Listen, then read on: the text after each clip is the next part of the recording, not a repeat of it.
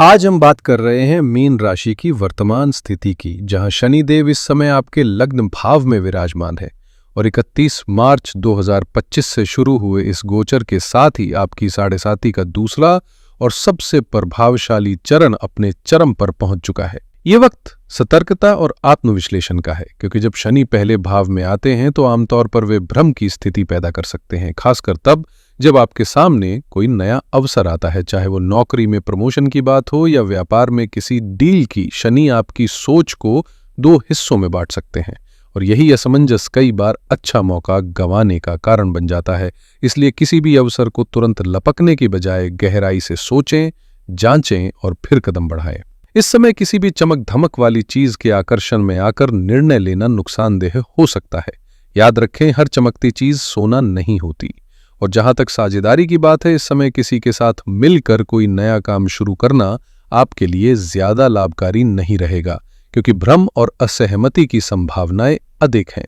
संयम रखें, विवेक से काम लें और अपनी राह खुद तय करें। यही इस समय की सबसे बड़ी सीख है। अगर आप कोई नया काम शुरू करने का मन बना रहे हैं तो भावनाओं में बहने की बजाय ठंडे दिमाग से सोच विचार करके ही कदम उठाएं। पहले से चल रहे कामों में स्थिरता बनाए रखना और उनमें धीरे धीरे निवेश करना आपके लिए फायदेमंद रहेगा।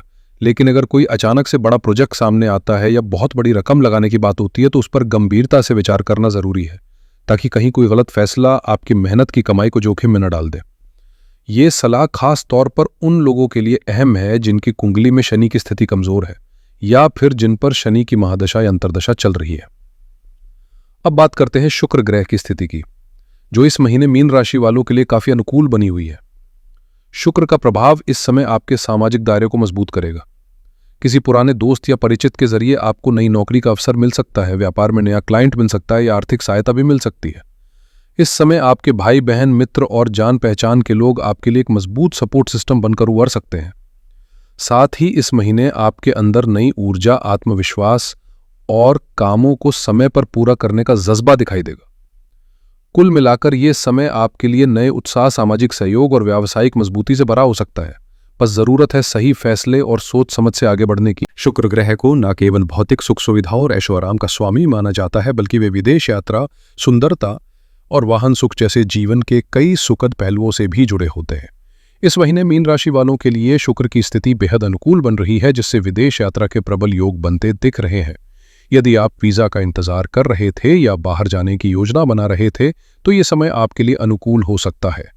साथ ही यदि आप अपने लिए कोई प्रॉपर्टी या नया घर खरीदने का विचार कर रहे हैं तो ये समय उस दिशा में भी सफलता दिला सकता है। भले ही खर्च अधिक हो, पर परिणाम संतोषजनक रहेगा। वाहन खरीदने की भी अच्छी संभावनाएं हैं और घर के भीतर के साज सज्जा या सुविधाओं में भी कुछ नया जोड़ सकते हैं। एक और खास बात यह है कि इस समय किसी महिला के माध्यम से आपको बड़ा लाभ मिल सकता है, चाहे वो ऑफिस की सहकर्मी हो, किसी विभाग में कार्यरत अधिकारी या आपकी जान पहचान की कोई स्त्री। उनकी मदद से कोई रुका हुआ काम बन सकता है या कोई नई दिशा मिल सकती है। क्योंकि शुक्र की दृष्टि इस समय आपके भाग्य भाव पर है, इसलिए जो रुकावटें अब तक किस्मत का दरवाजा बंद किए थीं, वे अब धीरे धीरे हटती हुई नजर आएंगी और भाग्य का साथ भी पहले से ज्यादा महसूस होगा। इस महीने मीन राशि वालों को शुक्र देव का जबरदस्त समर्थन मिलेगा, जो जीवन में सौंदर्य, सुख, सुविधा और संतुलन का अनुभव कराएगा। अब बात करें चतुर्थ भाव में बनने वाली गुरु और सूर्य की शक्तिशाली युति की, तो ये संयोग आपके लिए बेहद खास रहने वाला है। सूर्य और गुरु का एक साथ चतुर्थ भाव में होना ज्ञान, प्रतिष्ठा और आत्मबल को उभारने वाला संकेत माना जाता है। जिनकी कुंडली में ये युति होती है वे अक्सर बुद्धिमान और प्रभावशाली व्यक्तित्व के धनी होते हैं। हालांकि ये स्थिति मां के साथ विचारों में असहमति या भावनात्मक टकराव का कारण भी बन सकती है, क्योंकि चतुर्थ भाव माता का होता है और सूर्य वहां कुछ गर्मजोशी ला सकता है। लेकिन अच्छी बात यह है कि सूर्य और गुरु की दृष्टि इस समय आपके दशम भाव यानी कर्म क्षेत्र पर पड़ रही है, जिससे करियर में नई रफ्तार देखने को मिल सकती है।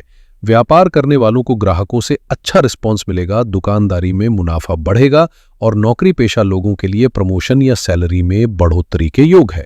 यदि आप लंबे समय से ट्रांसफर चाहते थे तो इस समय वो भी संभव हो सकता है। साथ ही कोई नया मकान मिलने की संभावना भी प्रबल है, जो लंबे समय से चली आ रही प्रॉपर्टी से जुड़ी योजना को साकार कर सकता है।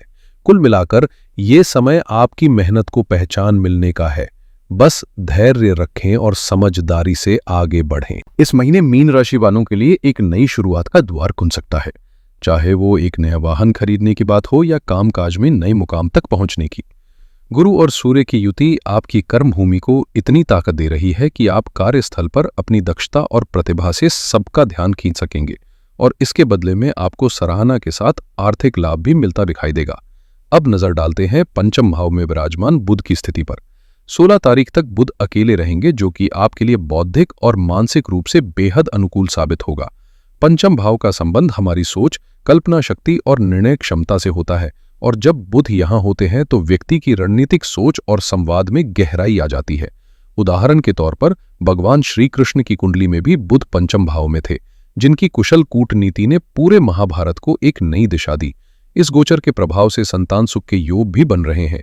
यदि आप संतान की योजना बना रहे हैं तो यह समय अनुकूल है, और पहले से संतान है तो उनसे जुड़ी कोई बड़ी खुशखबरी मिल सकती है, जैसे नौकरी लगना, परीक्षा में सफलता या विवाह की बात तय होना।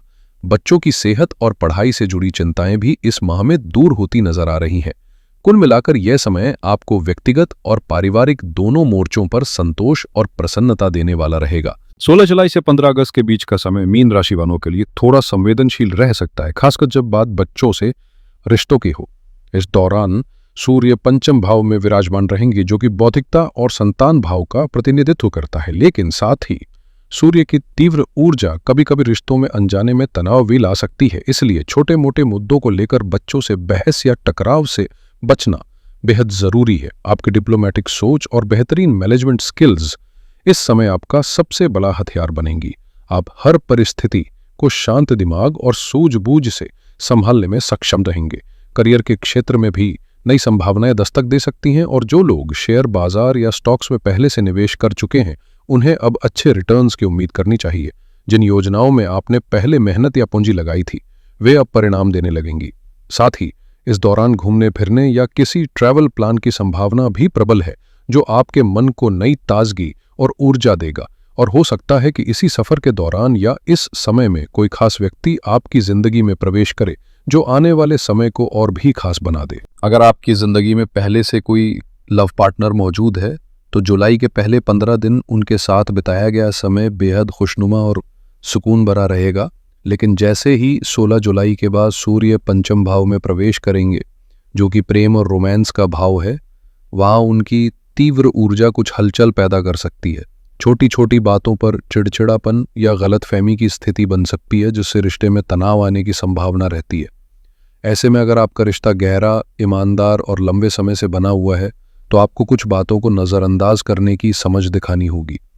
इस समय भावनाओं में बहकर कोई ऐसा निर्णय या बातचीत न करे जो रिश्ते में दरार डाल दे। यही वजह है कि ये भविष्यवाणियाँ केवल जानकारियों के लिए नहीं, बल्कि आपको पहले से सचेत करने के लिए होती है, ताकि आप समय रहते संभल सकें। वहीं सूर्य और बुध की सप्तम दृष्टि इस समय आपके लाभ भाव पर पड़ेगी, जो आर्थिक दृष्टिकोण से आपको मजबूती देगी। यानी प्रेम में थोड़ा धैर्य और समझदारी के साथ आगे बढ़े तो ये समय व्यक्तिगत और वित्तीय दोनों ही क्षेत्रों में आपके लिए बेहतरीन साबित हो सकता है। इस समय यदि आप शनि की 7.5 या ढैया जैसी किसी पीड़ा से गुजर रहे हैं तो घबराने की नहीं, बल्कि जागरूक होकर सही उपाय करने की जरूरत है। चूंकि मीन राशि के स्वामी देव गुरु बृहस्पति हैं, इसलिए जितना संभव हो गुरु तत्व को मजबूत करें, यानी जीवन में ज्ञान, सच्चाई और सकारात्मकता को बढ़ावा दें। एक सरल लेकिन असरदार उपाय यह है कि रोज सुबह अपने मस्तक पर केसर का तिलक लगाएं। इससे गुरु ग्रह की शक्ति सक्रिय होकर आपके जीवन में शुभता लाएगी और मानसिक शांति भी मिलेगी। अगर आपकी कुंडली में बृहस्पति शुभ स्थिति में है तो ज्योतिषीय सलाह के अनुसार पुखराज रत्न धारण करना भी लाभकारी हो सकता है। अब बात करें छठे भाव की, जहां इस समय मंगल और केतु की युति बन रही है।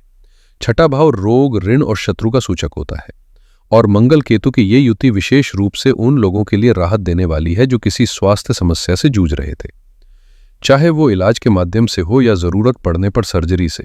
ये योग आपको रोग मुक्त करने में सहायक रहेगा। हालांकि अन्य राशियों के लिए ये युति कहीं न कहीं चुनौतीपूर्ण हो सकती है। मीन राशि के जातकों के लिए ये समय स्वास्थ्य के मोर्चे पर एक नई राहत और सुधार की उम्मीद लेकर आया है। इस समय जो ग्रहों की युति बन रही है वो अधिकांश मीन राशि वालों के पक्ष में काम करती दिखाई दे रही है, खासकर उन लोगों के लिए जो किसी प्रतियोगिता, जॉब इंटरव्यू या सरकारी परीक्षा की तैयारी में जुटे हैं। यदि आपने हाल ही में कोई एग्जाम दिया है या इंटरव्यू फेस किया है तो सफलता की प्रबल संभावनाएं बन रही है। अपॉइंटमेंट लेटर मिलने तक की गुंजाइश नजर आ रही है। छात्रों के लिए ये समय बेहद अनुकूल है, खासतौर पर वे जो उच्च शिक्षा के लिए विदेश जाने की योजना बना रहे हैं या किसी बड़े संस्थान में प्रवेश लेना चाहते हैं। ये गोचर उन लोगों के लिए और भी फायदेमंद रहेगा जो अपने जन्म स्थान से दूर रहकर पढ़ाई या काम कर रहे हैं, चाहे आप उत्तर भारत के रहने वाले हों और इस समय दक्षिण भारत में रह रहे हों या फिर किसी और राज्य या देश में। ग्रहों का प्रभाव आपको विशेष सहयोग देता नजर आएगा। वहीं यदि आप अपने जन्म स्थान पर ही टिके हुए हैं तो 7.5 का असर अपेक्षाकृत अधिक महसूस हो सकता है। कुल मिलाकर यह वक्त दूर रहकर संघर्ष कर रहे मीन राशि के जातकों के लिए अवसरों से भरा हुआ है। बस मेहनत जारी रखें और आत्मविश्वास के साथ आगे बढ़ते रहें।